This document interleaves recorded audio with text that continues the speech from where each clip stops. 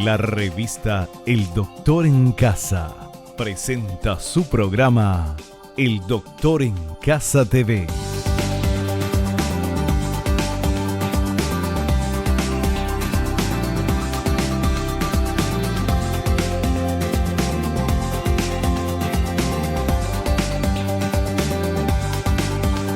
Con la conducción de Vivi Landó.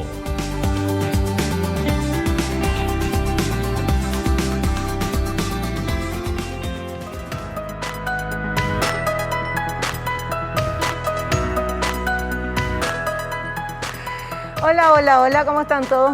Pero muy bienvenidos. Esto es El Doctor en Casa. Hoy vamos a hablar de las enfermedades respiratorias frecuentes en estas épocas, en épocas de frío, con el profesor Dr. Edgar Ortega Portillo, especialista en medicina interna, en infectología clínica y magíster en administración y gerencia hospitalaria. Y vamos a ver, por favor, esta placa que tenemos ahora al inicio del programa. Los cambios bruscos de temperatura favorecen la aparición de enfermedades que afectan las vías respiratorias, principalmente en lactantes menores de 2 años y adultos mayores. En épocas de frío se presentan condiciones que facilitan la propagación del virus, como el encierro, la mayor cercanía de las personas y la falta de ventilación de los ambientes. La forma en que el contagio se produce es a través de las secreciones respiratorias y también por el contacto. Las manos representan una de las vías de transmisión más contagiosas. Vamos a hacer ahora un pequeño corte y enseguida ya estamos con nuestro invitado, el profesor Dr. Edgar Ortega Portillo, aquí en El Doctor en Casa.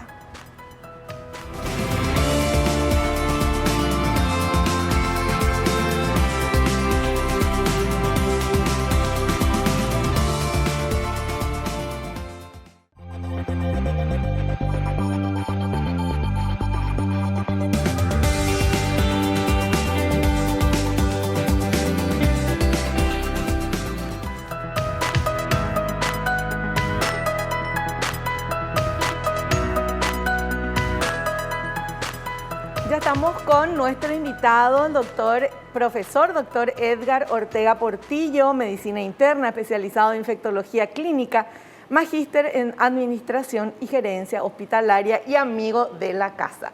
¿Cómo le va, Doc? Bienvenido al programa. ¿Cómo estás? Muy bien, gracias por la invitación. Siempre un gusto estar contigo y con la audiencia. Bueno, a nosotros nos encanta porque él es profesor luego, entonces nos enseña, tiene didáctica y aprendemos pero muy bien. Queremos hablar de las enfermedades respiratorias frecuentes en época de frío y, doctor, no confundir con el coronavirus, porque yo le estaba contando gente que pensó que era una gripe y terminó siendo coronavirus, y cómo también no entrar en cortocircuito pensando que ya tenés coronavirus y al final es una gripe o un resfrío o qué sé yo. ¿Cómo se diferencia, además de hacerte el test y que te diga negativo o positivo, hay alguna diferencia, doctor, entre las enfermedades respiratorias y el COVID propiamente dicho? Y sí, puede haber diferencias, pero algunas veces pueden ser estas diferencias muy sutiles, ¿verdad? Entonces, siempre la recomendación es una evaluación por un facultativo, más todavía en este tiempo donde todavía en nuestro país tenemos alta circulación viral del COVID, ¿verdad?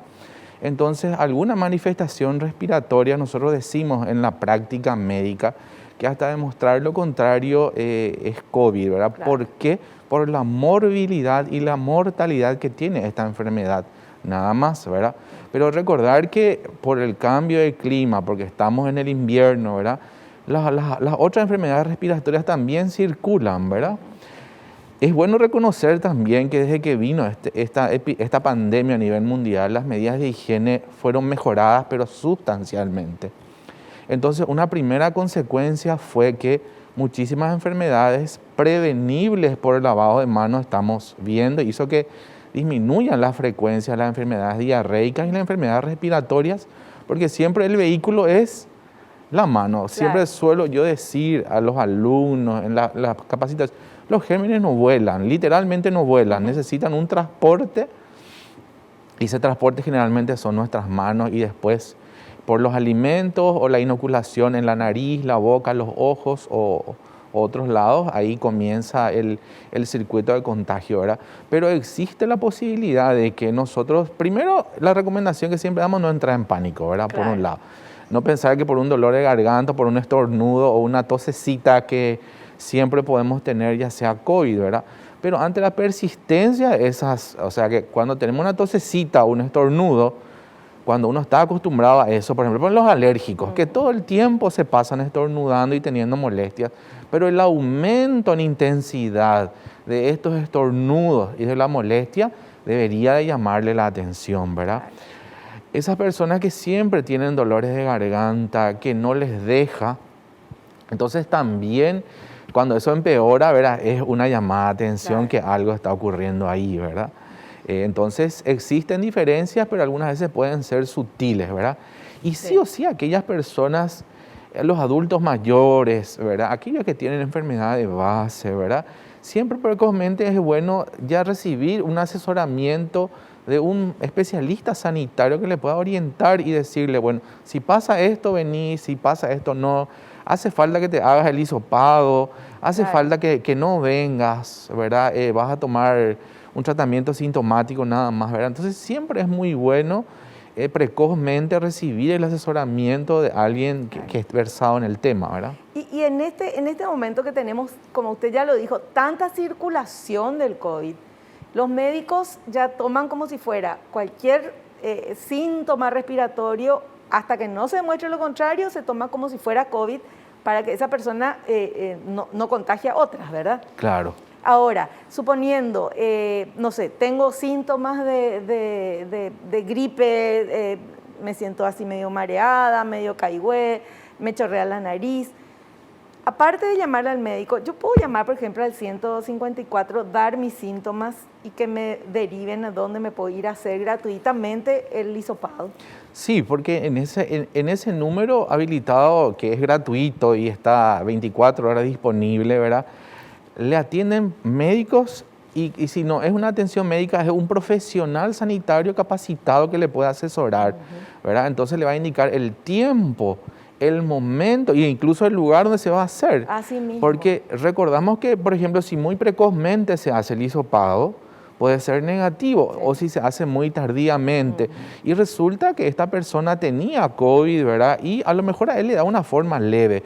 Pero recuerden que esta persona está rodeada, o sea, no vive solo, ¿verdad? Claro. Tiene una familia, tiene un vínculo laboral, se transporta en un medio público o se va a la iglesia, o se va al súper, entonces se va con él lo que él tiene, ¿verdad? Sí. Entonces no sabemos el impacto que tiene, por eso que estas son medidas que es como luchar contra un enemigo silencioso. Sí.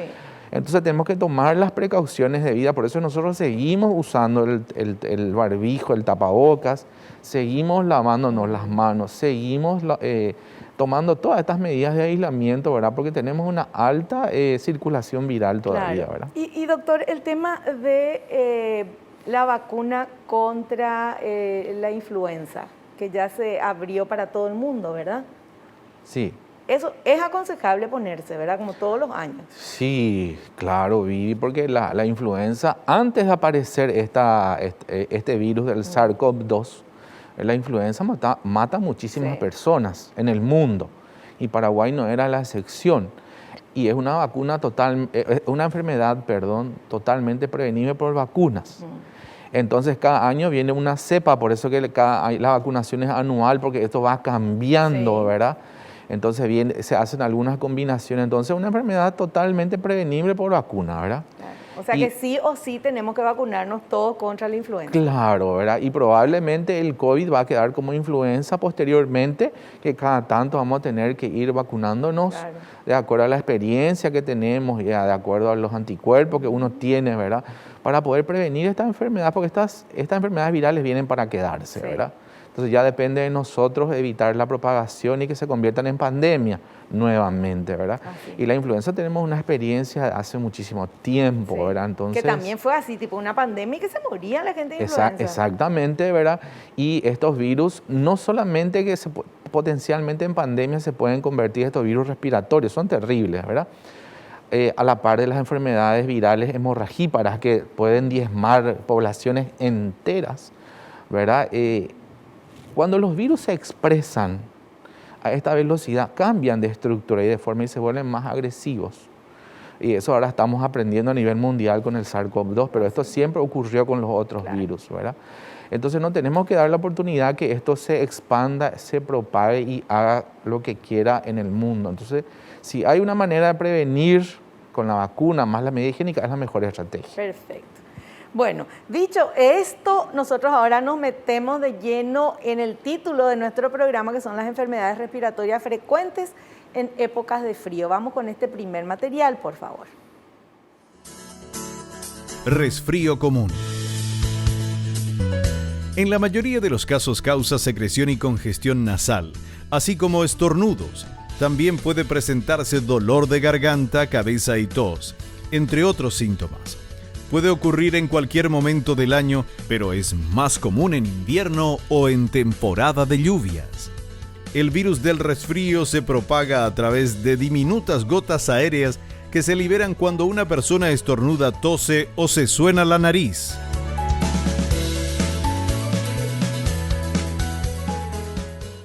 Es así, Vivi. El resfrío común se expresa durante todo el año, ¿verdad? Ahora bien, siempre hay un aumento de los casos cuando tenemos los climas frescos, ¿verdad? Pero es una enfermedad bastante benigna, ¿verdad? No como la influenza, no como el SARS-CoV-2, claro, ¿verdad? Entonces uno tiene la posibilidad de... O sea, no mata el resfrío, te joroba nomás. Y causa cierta discapacidad laboral y disconfort, o sea que uno no está tan contento como siempre suele estar, tiene una adinámica, no tiene las mismas ganas de trabajar todos los días. Uno se siente que algo ocurre, pero no es algo que te impida realizar tus actividades normales, porque vamos a ir viendo, diferenciando con las otras enfermedades que vamos a ir hablando, que es mucho más benigno, ¿verdad? E incluso, como decimos, ¿verdad? Puede incluso ni siquiera requerir medicación ni asesoramiento médico, ¿verdad? Esa es la característica del resfrío común, ¿verdad? Puede tener una ligera molestia en la garganta, pero igual uno no deja de comer ni tomar, ¿verdad? A diferencia de otras infecciones, ¿verdad? En donde dificulta ya la ingesta y este paciente sí va a consultar porque cuando le duele mucho y no puede tragar, esto no ocurre en el resfriado común, ¿verdad? Que generalmente lo que nos falta es la rinorrea, ¿verdad? Y el estornudo. La secreción acuosa, ¿verdad? Que tenemos también puede ser un lagrimeo frecuente, ¿verdad? Y más una congestión aquí de la parte frontal del rostro, ¿verdad? Uno está medio cargado, siente que está medio cargado, ¿verdad? Doctor, hace 21 años por ahí que hago este programa y todavía no sé diferenciar resfrío de gripe. ¿Cuál es lo que es la diferencia? Ya.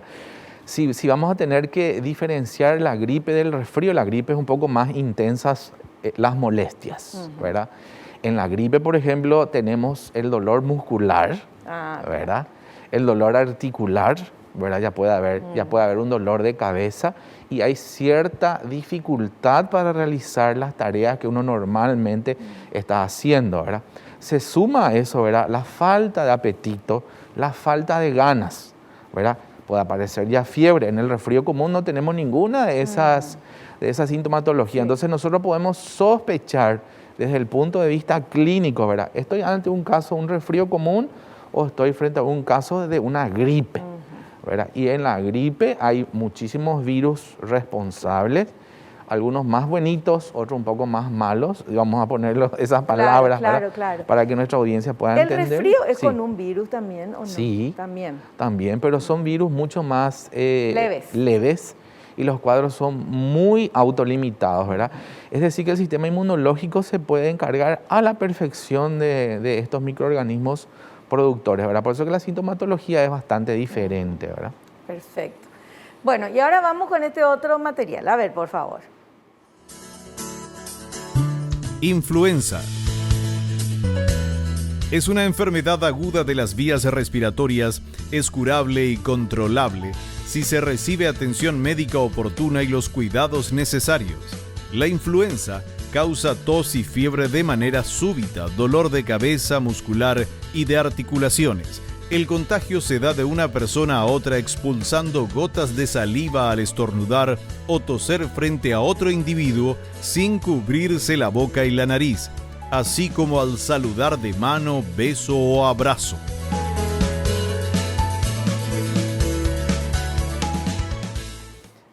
influenza es una infección que puede infectar desde el tracto respiratorio superior hasta el inferior, es decir, desde las fosas nasales hasta los pulmones, ¿verdad?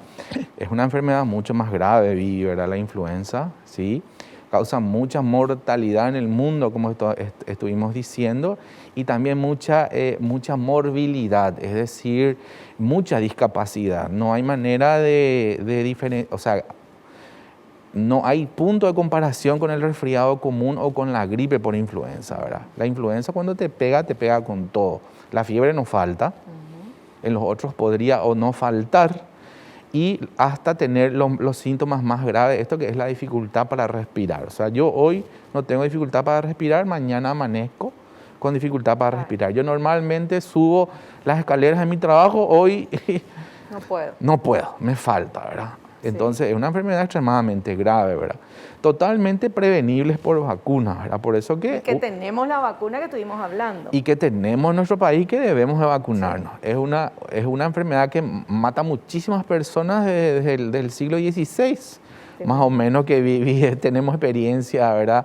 En la historia de la medicina, que diezmó poblaciones enteras. Por suerte, en la actualidad tenemos una vacuna totalmente prevenible, gracias a esta vacuna. Entonces, la vacunación es anual, ¿verdad? Entonces, de acuerdo a las cepas de influenza que circulan a nivel mundial, por eso que la vacunación es anual, y con una dosis tenemos una inmunidad bastante buena, ¿verdad? Y hay poblaciones a las cuales le pega mucho más. Por ejemplo, la embarazada. Es un problema de influenza y el embarazo, ¿verdad? ¿Una embarazada se puede vacunar? Es una de las vacunas que sí o sí es una obligación vacunarle. Realmente solamente son 2 vacunas, ¿verdad?, las que se pueden aplicar las embarazadas, ¿verdad? Podemos hablar en otro momento, pero la influenza es algo que no puede faltar, ¿verdad? ¿Cuál es la otra vacuna? Y la TD, ¿verdad? Claro. ¿Verdad? Las otras vacunas, ¿verdad? Generalmente en las embarazadas tenemos las que son de virus vivos atenuados, no se pueden aplicar, claro, porque no tenemos esa evidencia que puede producir en ellos. Entonces son las otras vacunas acelulares las que se pueden aplicar. Pero la única que se puede aplicar sin temor es contra la influenza, a partir del segundo trimestre o en el tercer trimestre, incluso en el primero. Si tenemos una pandemia, por ejemplo, claro, en Europa, uno se embaraza y está en ese momento, tiene que aplicarse la vacuna, ¿verdad? Sin temor, ¿verdad? Perfecto. Bueno, vamos a hacer un pequeño corte, doctor. Hacemos un pequeñito corte, volvemos enseguida.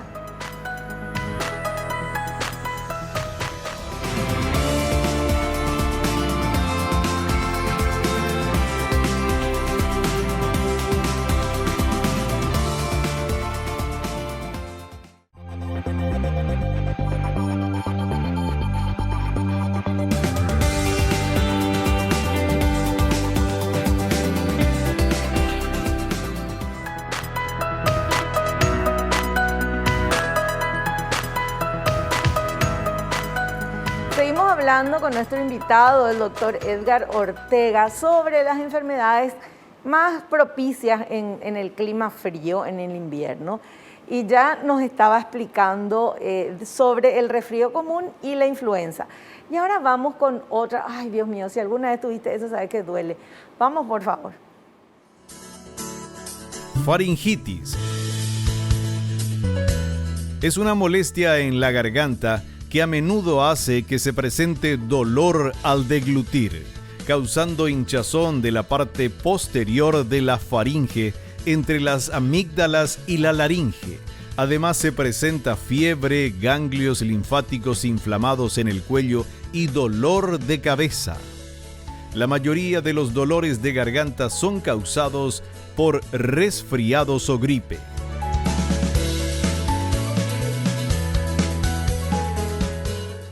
Es así, Vivi. Como vos bien dijiste, ¿verdad? La gente que ha sufrido una faringitis sabe, ¿verdad? Si bien hay varios matices de la inflamación de la faringe, ¿verdad? Es bastante interesante, ¿verdad? Cuando el paciente viene y dice que no puede tragar absolutamente nada, ¿verdad? Es un dolor bastante terebrante, le decimos nosotros, ¿verdad? Porque realmente le duele e incluso le dificulta incluso hablar. Y está sin poder comer ni sólido ni líquido, porque pasa por el conducto, pues es un conducto la faringe. Duele muchísimo. Y duele muchísimo. ni qué decir si está muy frío o muy caliente el alimento o el fluido que uno está consumiendo en ese momento, ¿verdad? Hay varias etiologías. Las etiologías virales son generalmente más tolerables, ¿verdad? Pero generalmente requieren intervención farmacológica, es decir, una prescripción de algún antiinflamatorio, ¿verdad? Para poder producir el alivio, ¿verdad? Y la molestia, ¿verdad? ¿Qué es lo que se inflama? ¿La laringe, las amígdalas, la garganta? ¿Qué parte, doctor? Y en realidad que en la faringe también está otro órgano que es la amígdala, y generalmente como están contiguos, ¿verdad? Es muy difícil que solamente esté la amígdala afectada y no la faringe. Generalmente se asocian ambos, ¿verdad? Y se forman placas e incluso uno puede ver la pus en la garganta. Sí, del paciente. Por eso que generalmente solemos ver. Cuando vemos pus, ¿verdad? Estamos ante la etiología bacteriana, entonces tenemos que administrarle incluso antibióticos, ¿verdad? Por eso generalmente tenemos que observar, ¿verdad? ¿Se pone penicilina, doctor, o qué? Sí, generalmente la penicilina, el tratamiento de elección cuando pensamos que el estreptococo es el responsable, ¿verdad? Es el tratamiento fantástico, intramuscular, solamente que algunas veces, ¿verdad? Preferimos la vía oral, ¿verdad? Porque no estamos seguros que es solamente el estreptococo el responsable, entonces damos un antibiótico por vía oral que pueda cubrir las otras etiologías probables, ¿verdad? Entonces eso le trae un alivio después de 24, 48 horas de tomar el antiinflamatorio, ¿verdad? Y el antibiótico, y le decimos también que evite la ingesta de alimentos o fluidos que sean muy fríos o muy calientes, ¿verdad? Porque lastima más, ¿verdad? En realidad que una molestia bastante refieren los pacientes un gran disconfort, ¿verdad? Prácticamente no le gusta nada cuando uno está con una infección en la garganta, ¿verdad? Realmente duele todo. Bueno, y ahora vamos con otra enfermedad de las épocas de frío. A ver. Bronquitis.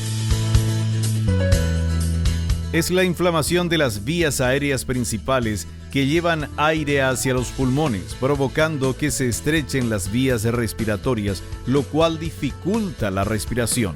Casi siempre viene después de haber tenido un resfrío o una enfermedad pseudogripal. Primero afecta a la nariz, los senos paranasales y la garganta. Posteriormente se propaga a las vías respiratorias que lleva a los pulmones. Los síntomas más comunes son molestia en el pecho, tos que produce moco y dificultad para respirar.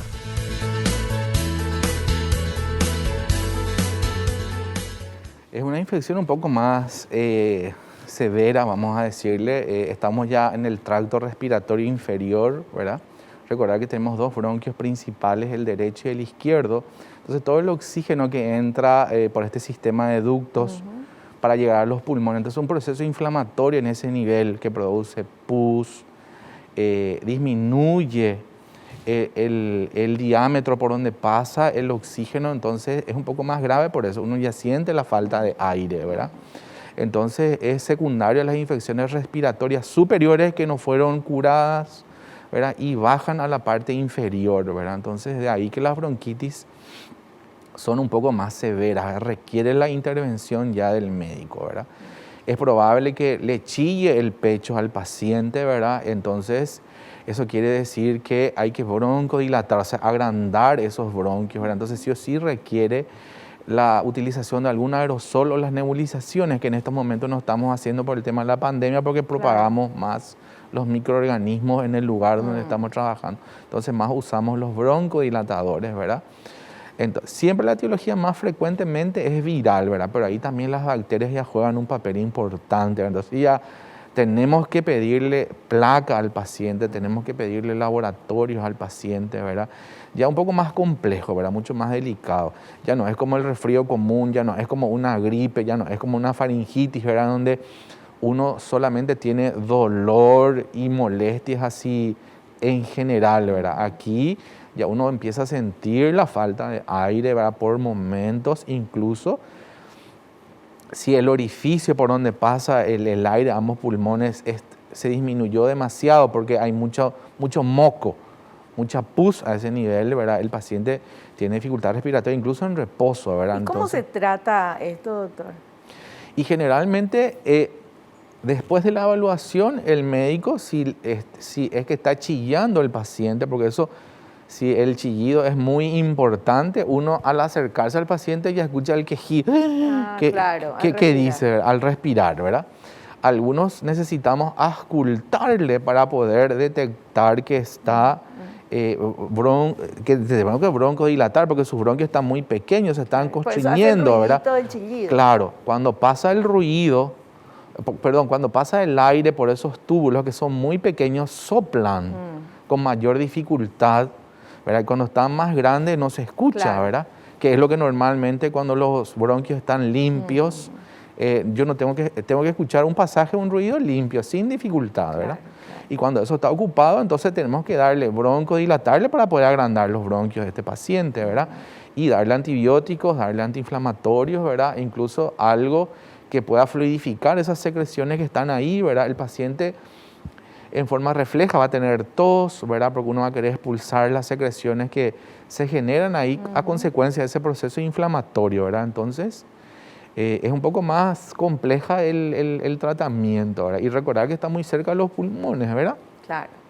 Entonces, por contigüidad, si llegó ahí, en cualquier momento pudiese llegar ahí. Entonces, tenemos que estar expectantes de eso, ¿verdad? Y que ahí ya es más problema todavía. Y ahí es la neumonía, es donde se produce el intercambio de los gases, ¿verdad? Aquí el trastorno está en el conducto que lleva el oxígeno a donde va a producirse el intercambio de los gases, ¿verdad? Entonces es un problema bastante importante, ¿verdad? Pero si llega a los pulmones, ni por más que le llegue el oxígeno ahí, pero si está inflamado el pulmón ahí, no se va a poder producir, que es lo que está ocurriendo ahora, ¿verdad? En esta pandemia, ¿verdad? Bueno, justamente de esto vamos a hablar a la vuelta del corte, del tema de neumonía y también de las medidas para prevenir las enfermedades respiratorias. Estamos en una época que hay COVID, que hay influenza, que hay virus dando vuelta por todos lados, entonces tenemos que cuidarnos mucho. Hacemos un pequeño corte y volvemos ya.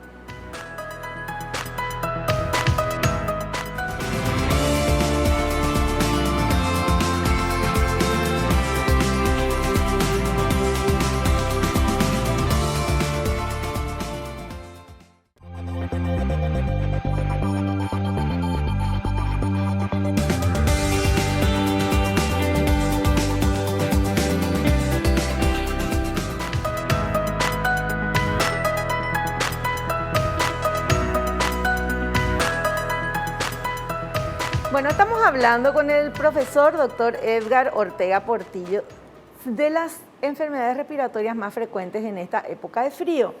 Hablamos ya del resfrío común, después la influenza, que ya es mucho más grave y que hay vacunas y hay que vacunarse. Después ya la faringitis, que te da un dolor que Dios mío, el que tuvo sabe. Y luego la bronquitis, nos estuvo explicando pero muy bien. Y ahora vamos con esta otra enfermedad que es la neumonía. ¿Podemos ver, por favor, el material? Neumonía. Es un tipo de infección respiratoria aguda que afecta a los pulmones, causando una dolorosa respiración y limitando la absorción de oxígeno. Es causada por diversos agentes infecciosos como virus, bacterias u hongos. Puede propagarse por los virus y bacterias presentes comúnmente en la nariz o garganta de las personas. También por vías aéreas a través de tos y estornudos. Entre los síntomas que se pueden presentar están la dificultad para respirar, fiebre y sibilancias.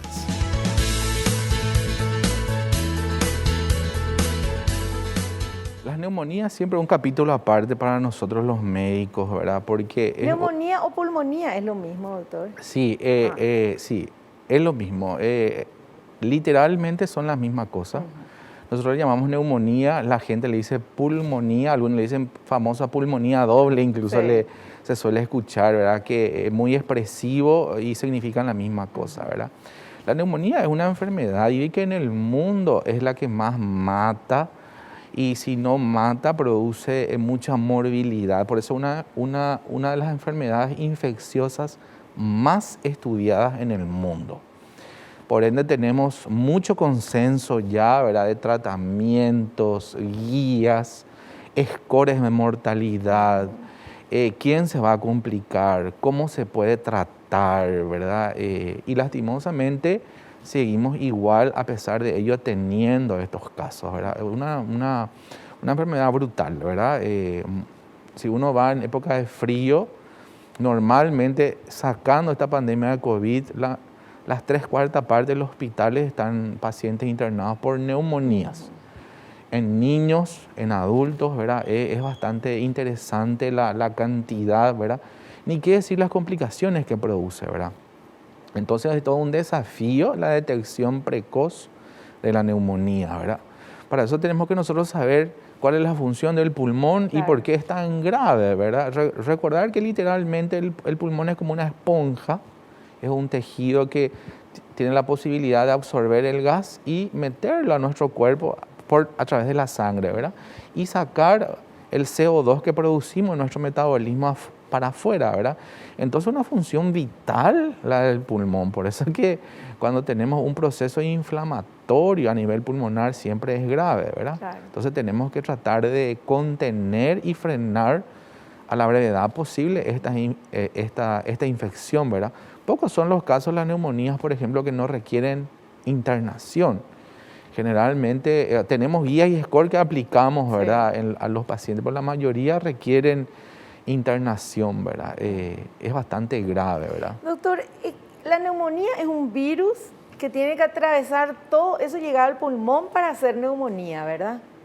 ¿O es un virus específico que ataca el pulmón? ¿O es el virus que puedes tener acá en la garganta mientras tenés faringitis o bronquitis y después pasa al pulmón? ¿Cómo es? Y generalmente su vía de ingreso, Vivi, es la vía aérea. Están aerolizadas y uno inhala y llega hasta el propio parénquima pulmonar, hasta bien abajo, ¿verdad? Yeah.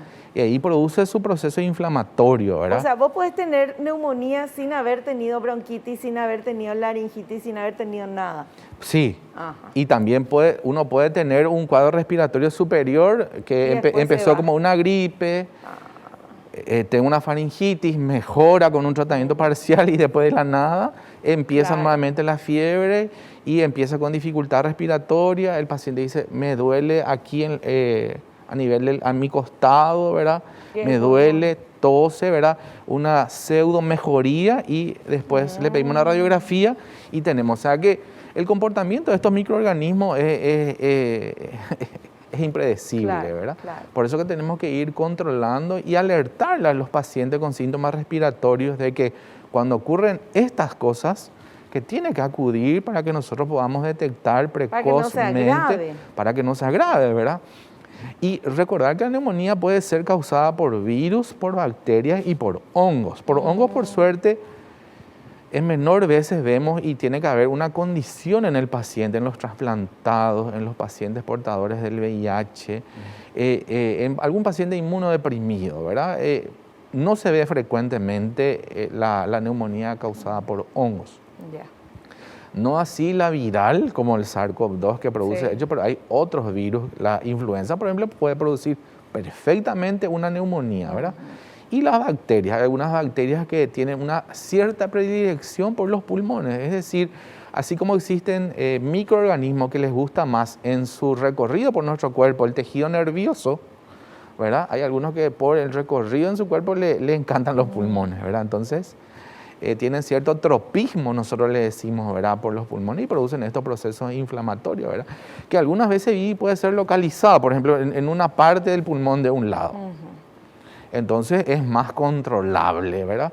Algunas veces afectan ambos pulmones en ambas partes, un poco más severo, ¿verdad? ¿Y eso con antibióticos se trata? Y las neumonías bacterianas sí requieren antibióticos y que es mínimamente 7 días hasta 14 días incluso. Pero muchas ¿verdad? veces la gente se tiene que internar por una neumonía, doctor. Claro. Y otras veces en su casa nomás se queda Exactamente, y eso es lo que estuvimos comentando porque hay algunas veces en donde es tan bueno el sistema inmunológico del joven, ¿verdad? Del adulto mayor, ¿verdad? Que tuvo una buena alimentación, está bien vacunada, ¿verdad? no tiene ninguna enfermedad de base, ¿verdad? Entonces creemos que ese paciente va a poder hacer una lucha domiciliaria con el reposo y el antibiótico, ¿verdad? Porque no todos se internan, ¿verdad? No tiene dificultad respiratoria. Por eso que tenemos ciertos criterios en los cuales le decimos, usted tiene que quedar en el hospital a como de lugar, o usted puede ir a su casa con la medicación y si le ocurre esto vuelve, ¿verdad? Porque nosotros vemos neumonías así pequeñas, tienen fiebre, tienen tos, catarro, pero no tienen dificultad respiratoria. El paciente es joven, entonces no le vamos a dejar en el hospital. Entonces va con un antibiótico que puede tomar por boca sin ningún problema, ¿verdad? Pero está el que viene ya con una taquipnea, decimos nosotros, ¿verdad? O sea que respiramos entre 12 a 18 respiraciones por minuto. El paciente viene en el examen... Respira muy seguido, ¿verdad? Claro, está muy acelerado, ¿verdad? Por ejemplo, tiene 30, tiene 28. Bueno, si no está corriendo, si no está haciendo alguna actividad extenuante, ¿por qué respira de esa manera? Y eso ya es un signo de que el pulmón está aumentando la frecuencia respiratoria del paciente para compensar una parte del pulmón que no está trabajando, ¿verdad? Entonces, ese ya es uno que tiene que sí o sí quedar internado porque eso ya está delicado de entrada y entonces nosotros le hacemos antibiótico por la vena. Eso no se puede hacer en forma ambulatoria, ¿verdad? Y vemos la evolución, ¿verdad? Si en 48 horas, 72 horas, él no se complica, él desaparece la dificultad respiratoria, existe la posibilidad de darle el alta y que complete los días que le falta con antibióticos por vía oral, que lo puede hacer en la casa, ¿verdad? Hay algunos que incluso en vez de mejorar con 24, 48 horas, al contrario, se complican y hacen la famosa sepsis o las infecciones generalizadas, ¿verdad? Eso ya es cuando el cuadro es mucho más grave y algunos pueden hacer complicaciones locales. Se forma tanta la pus vivi que ¿cómo va a salir la pus con la tos? Entonces se organiza lo que se llama un derrame pleural, ¿verdad? La pleura es como un tejido graso que envuelve a los pulmones, ¿verdad? Y nos permite expandir eso. Entonces, y tiene dos hojas, una hoja que está parietal y una hoja visceral. Entonces eso permite que se mueva el pulmón sin ningún problema. Entonces la pus se acumula en ese lugar. Entonces no puede expandirse el pulmón porque tiene un líquido purulento ahí. Y eso le pone un tubo de drenaje pleural para afuera, ¿verdad? Entonces ahí sale la pus. Qué increíble. Y eso se tiene que hacer dentro del ambiente hospitalario, ¿verdad? No hay de otra. Y con eso mejora el paciente, con eso deja de hacer fiebre, porque no hay otra manera de sacar la pus, ¿verdad? Entonces eso ya es una complicación, ¿verdad? Forman abscesos. Incluso los gérmenes pueden salir de los pulmones, ¿verdad? Y hacen bacteremia, nosotros decimos, ¿verdad? Es decir, inundan el torrente sanguíneo y van a otros tejidos y comienzan las fallas multiorgánicas, ¿verdad? Por varios órganos. Por eso hay que tener muchísimo cuidado. Las neumonías matan muchísimas personas, complican muchas personas y también se internan muchísimo por cuadros respiratorios, ¿verdad? Y los niñitos también tienen mucha neumonía. ¿Por qué eso, doctor? Ocurre que los chiquitos. En los niños, como su sistema inmunológico está muy inmaduro, a ciertas exposiciones a muchos gérmenes, ¿verdad? Pueden hacer neumonías, ¿verdad? Aparte de eso, hay algunos factores, ¿verdad? Relacionados, por ejemplo, a la falta de higiene, a la mala alimentación, a las condiciones socioeconómicas deficientes, ¿verdad? No tienen servicios básicos, ¿verdad? Entonces, no es lo mismo en estos niños que en los niños que acceden a todos estos servicios, ¿verdad? Por un lado, ¿verdad?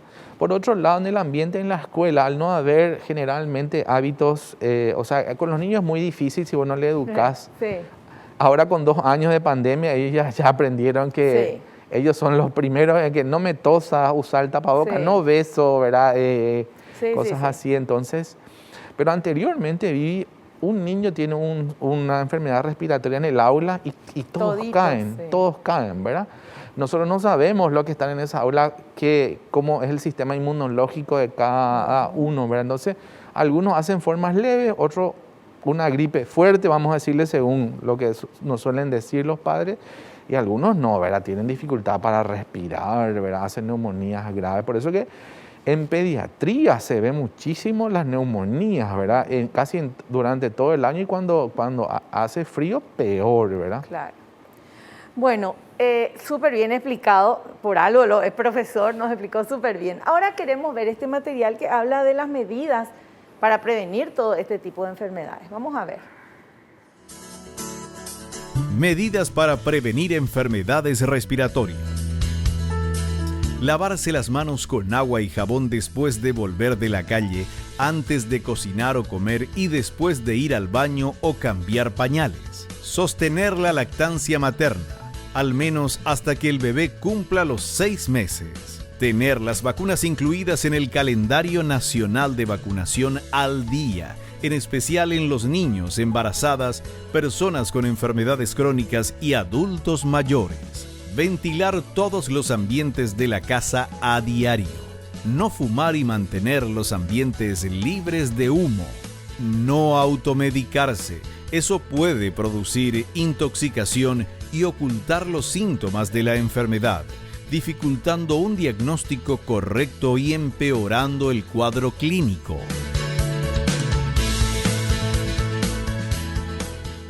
Es así, Vivi, ¿verdad? Es siempre en los cursos de capacitación suelo recordar un programa que justamente grabamos que hablamos del lavado de manos, sí, de la importancia. Por eso que la Organización Mundial de la Salud le dedica un día en el año, ¿verdad? De la importancia, sin saber que después de esto iba a venir esta pandemia y demostró, ¿verdad? Que el hecho de lavarse la mano usando los 5 tiempos o mínimamente 20 segundos, arrastra muchísimos gérmenes de la mano. No los mata, pero los arrastra. Claro. Y esta mano nosotros usamos para saludarle a otra persona. Antes por lo menos, ahora antes, de lejos, ¿verdad? No. Pero igual podemos, saludándole desde lejos, muchas superficies en común, por ejemplo, los picaportes. Sí.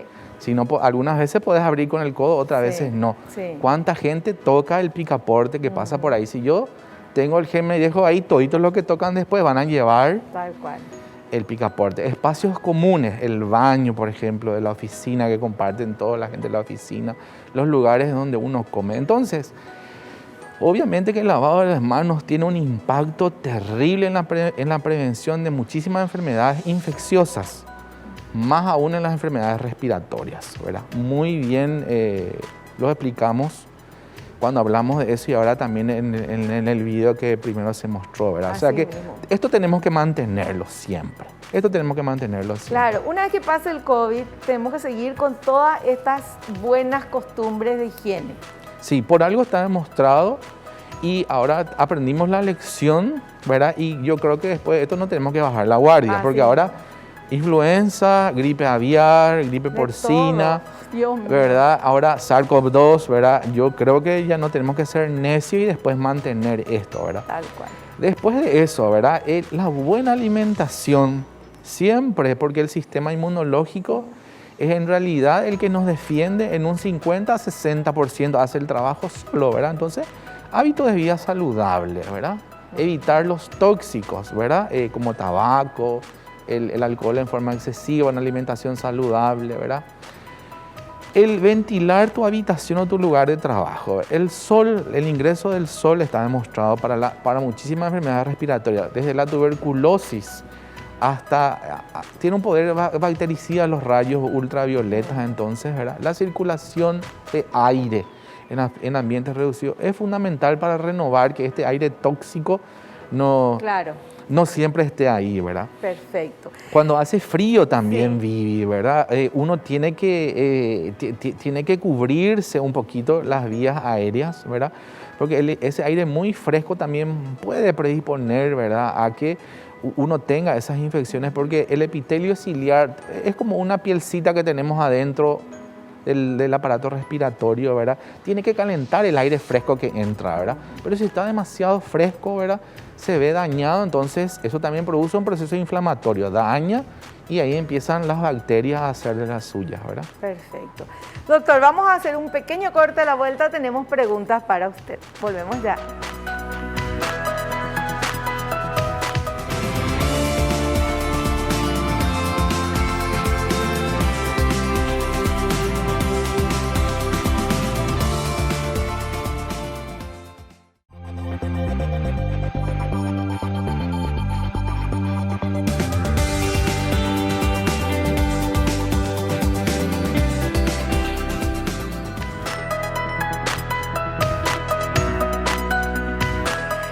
estamos en la parte final del programa, pero tenemos consultas para nuestro invitado. Vamos con esta primera pregunta, por favor.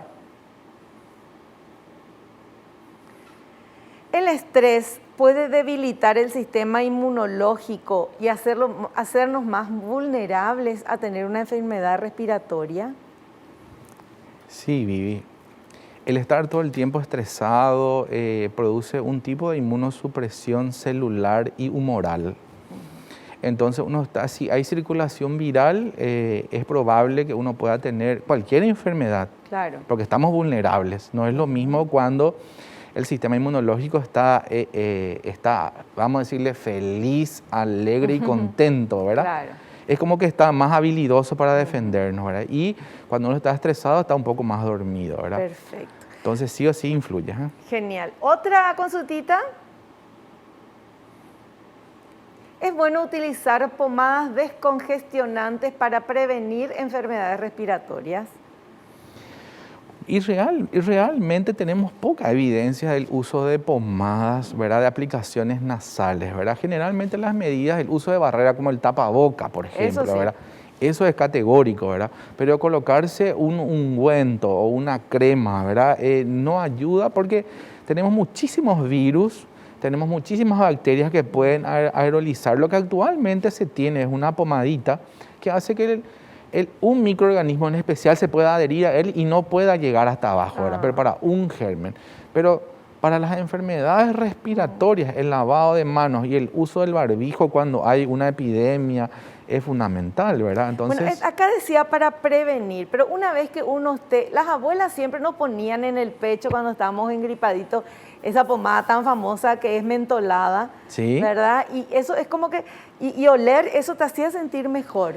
Ocurre que esas sustancias producen aumento local de la temperatura, ¿verdad? Y entonces hay más vascularización y uno se siente mayormente aliviado, ¿verdad? Entonces tiene sus usos, por ejemplo, la aerolización. Pero no para prevenir, como decía la pregunta. Pero no para prevenir, es para mejorar una vez que uno ya tiene la infección, sí, ¿verdad? Sí. Es más, las inhalaciones, solamente el vapor de agua que uno hace cuando está con un cuadro respiratorio, fácilmente le descongestiona la nariz, o sea, tiene la nariz tapada y inhala el vapor, ¿verdad? Sí. Y es muy frecuente, ¿verdad? La vaporización con eucalipto, por ejemplo, que hacen la gente, ¿verdad? Aparte de que tiene un rico olor, ¿verdad? Se siente aliviado, ¿verdad? Sí. Es más, hay algunos antigripales que vienen en forma de té, y que vos al oler eso, también me dice, doctor, yo tomo el que es en saquito el antigripal, me es mejor que el comprimido. Metele, procede con eso, ¿verdad? Porque justamente tiene esa capacidad, ¿verdad? Qué interesante. Bueno, doctor, se acabó el programa. Queremos agradecerle y queremos invitarle en uno próximo. Yo sí, siempre estoy a las órdenes, me siento muy a gusto estando aquí. Gracias, Vivi. Gracias, doctor. Esta es su casa. Nosotros nos despedimos hasta el próximo programa. No te olvides lo que te digo siempre. Naciste para ser feliz, no te conformes con menos. Chao, chao.